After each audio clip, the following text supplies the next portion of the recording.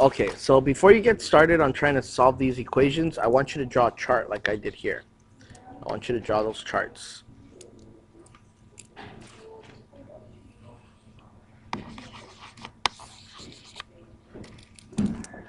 Okay, you done?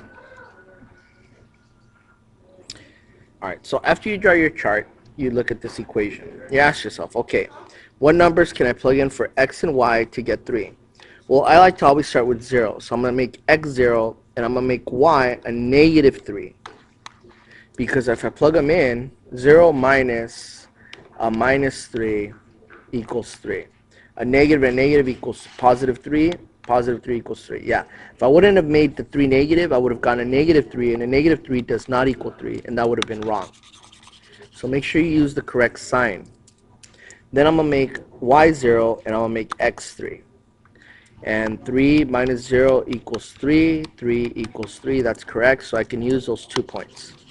Now I'm going to graph my line, 0 and negative 3. So I find 0 on the line, and then I go down to negative 3. Put a dot there. Then I find 0 on the x-axis, and since y is 0, I don't move it. I just put a dot there. And then I graph.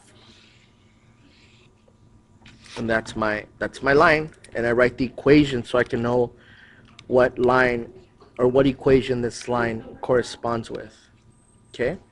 Then I do the other one. I do x equals 0, y equals a negative 4, x equals 4, y equals 0. So I find 0 on the x-axis, and then I go down to negative 4, and that's where my first point is. Then I find 4 on the x-axis, and I don't move it up or down because y is 0, so it stays on the x-axis. Then I draw my line. And these two lines are parallel lines, so this is called an inconsistent equation. Because there's no solution, there's no common solution to this equation. That's why it's an inconsistent equation. Now, we're gonna do this equation. Again, draw your charts first.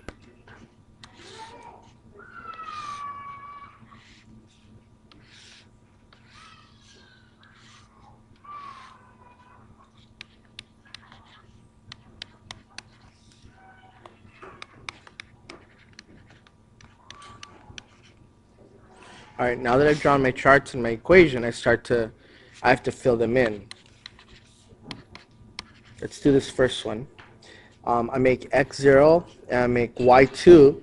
I don't make it a negative 2 because the negative is already there. Okay, and if I was to make it a negative 2, then the two negatives would become a positive 2, and that's not what I want. I want a negative 2, so I leave it as 2. I make my x a negative 2 because there's no negative in front of the x, and I make y 0. Those are my 2 points. Okay, now for the next equation, I make x 0, and I make y 2. Negative 2 times a positive 2 equals a negative 6. And then I make x a negative 2 and y 0 because a positive 3 times a negative 2 equals a negative 6. Okay? Now I graph my equation. So I'm going to do this equation first, graph that one first. And what I get is 0, 2. And then I find negative 2. Oops, I did that wrong. I've got to go up 0 to y is 2. And x is 2, y is 0. So that's my first line. I'm going to write my equation on the line. And then I'm going to graph the second equation. 0, x equals 0, y equals 2. So 0 and 2, it's the same dot. And then negative 2 and 0. So I go down negative 2. And then I 0. Oh, that doesn't look right. 6. Negative 6, negative 6, yep. 0, 2, and then, oh, messed up. That's why it didn't look right. I got to go negative 2 here and 0. Okay, so it's the same line. That's why I was confused. It's the same line. That's called a dependent equation. Dependent. Because all the solutions are common solutions. All of them, no matter, as long as I plug the same numbers into x and y, and they're going to give me the same answer. They're dependent equations. No matter what point I pick on this line, and I plug it into both of these equations, I'll get the same answer, -2 and -6. Okay. Now we graphed x minus y equals -2. Let's graph the other equation. Oh no, actually we're done. I'm just going to write here 3x minus 3y equals -6. It's the same equation.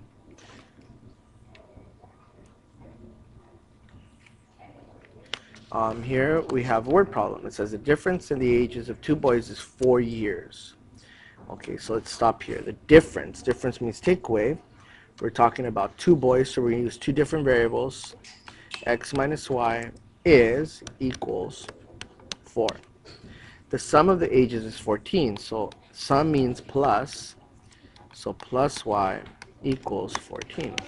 Find their ages. I'm going to use the addition property to find their ages, because I can just cancel that out and add the x's. I get 2x. 4 plus 14 equals 18, and I get x equals 9. Now that I know what x is, I can plug it back into any of the two equations. I'm going to plug it into the top equation. So I'm going to get 9 minus y equals 4. And I'm going to get rid of the 9 on both sides. 9. I'm going to subtract 9 from both sides to get y by itself. So I get negative y equals a negative 5. And when I have a negative on both sides, the answer is positive. So y equals 5. And x equals 9. Those are the ages of the two boys, 9 and 5. Here the problem tells us that the difference between the length and the width of a rectangle is 8. So length is L, width is W, and difference means take away. So L minus W equals 8. And then the perimeter is 84. So I'm going to use the perimeter formula. P equals 2L plus 2W. Here I'm going to use this equation to solve this equation. To tell me the perimeter is 84, so 84 equals 2L plus 2W.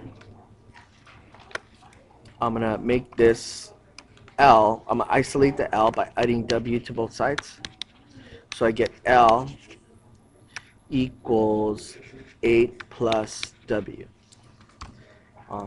Now that I know what L is the same as 8 plus W. Wherever I see L in this equation, I'm going to substitute it. So 84 equals 2 times 8 plus W plus 2W.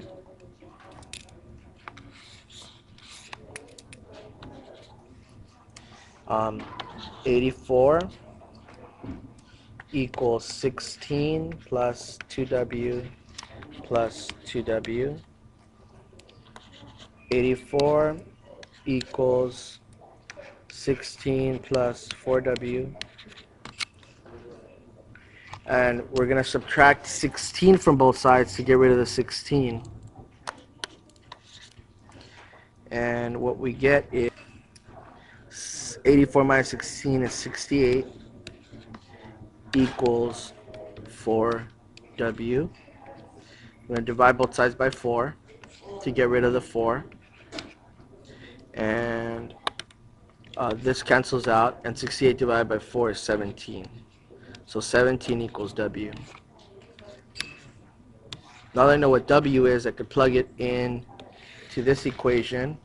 17 plus 8 is 25. So L equals 25.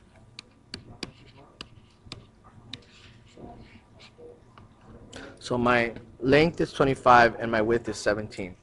If I was to have a rectangle here, the width would be 17 and the length would be 25.